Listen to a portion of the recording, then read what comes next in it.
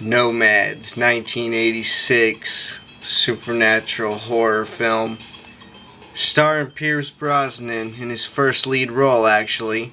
And the director of this went on to make some of the best action films of our generation: Die Hard, Predator, and we're gonna get into this now.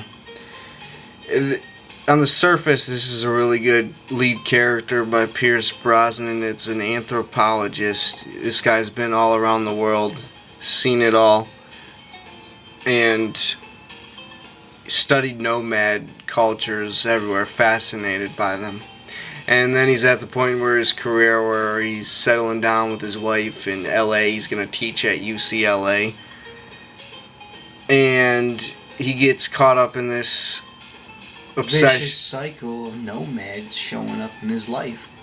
An obsession of chasing them and documenting them. He's like, there's nomads in the city too. I don't have to go to Africa. I don't have to go to the Arctic. And really, it's just some biker gang that never talks.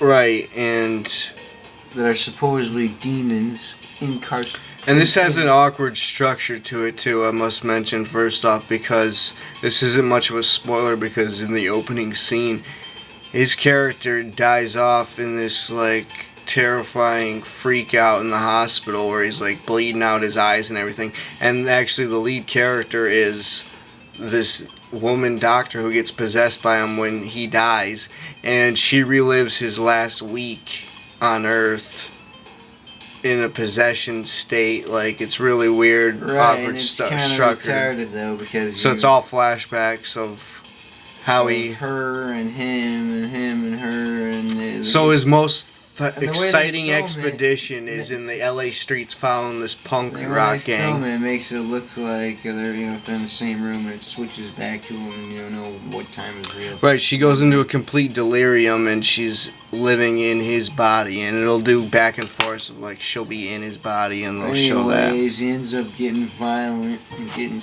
abducted into their ways. I'd say the filming was really foreboding ambiance for most of it. What they would do, this is what it would do. It would build up the suspense, and once it got intense, they would do this, I'd call it rock and roll terror. They'd just start playing, they'd remind you that it's late 80s or mid 80s. Like, play a lot of rock and metal. Like, once it got, it would build up like he'd be following them. Any action scene, it'd be like just blasting rock. He'd be stalking them. And then it would build up, and you'd feel the terror, and then boom, it would play like electric metal, and you're like, it would be like a big riff, and you're like, you feel the need to fast forward. Anytime the rock comes on, fast forward. Quit wasting L-mid's time. That's pretty much what he was saying the whole time, like the General Hubble line from the Rock movie. Anyway, nomad is a noun. It means a people or person or people who travel from place to place, transient. And they live in parking lots.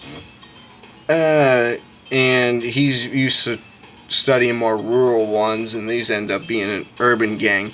And what these really are spirits who don't even possess bodies. They just manifest as humans just to terrorize people. And once the terror got going, a lot of it... Oh, he's a French anthropologist, so it's a lot of French gibberish with him and his wife. Yeah. Really incoherent stuff, so the plot is pretty bland as it motors along. It's just emotional filler scenes in between the her and him scenes of like showing memories and stuff. And you could tell it was a diminutive budget. And you could tell you want to fast forward every other moment. So the doctor's in this like coma state, going through all these flashbacks of his life and everything because he dies, and the doctors that are in the other characters, they try to make characters out of them in the beginning, and then they just make them stagnant to the point where they don't do anything, and they just abandon them altogether. They don't go back to her real life. Well, she kind of gets transported into his world towards the end, and this is kind of spoiling it. Not that I'd go out of my way to watch it or anything, but I don't know, we don't really have to talk about that right now, but... And not really that he means actually transported?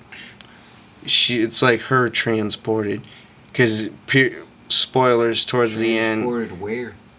Into his reality, because remember, he ends up as the Nomad. Like teleportation. And how nomad is he? He's 100% nomad. That's exactly right. And to prove that it was the late 80s, And to they prove that he's a nomad, They put a girl on a car, and they make Joan Jett like the terrorizer, and they're like dancing seductively to terrible rock music.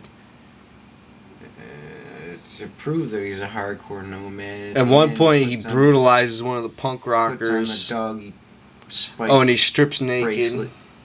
Oh yeah, he does get butt naked when it's like such a weird and scene. You think, why? Oh, yeah, that's right. After he beat the guy. After a traumatic experience, like beating the guy. He walks in and gets butt naked with his. Keep the adrenaline. He has going. 3 panel windows that are shining in like.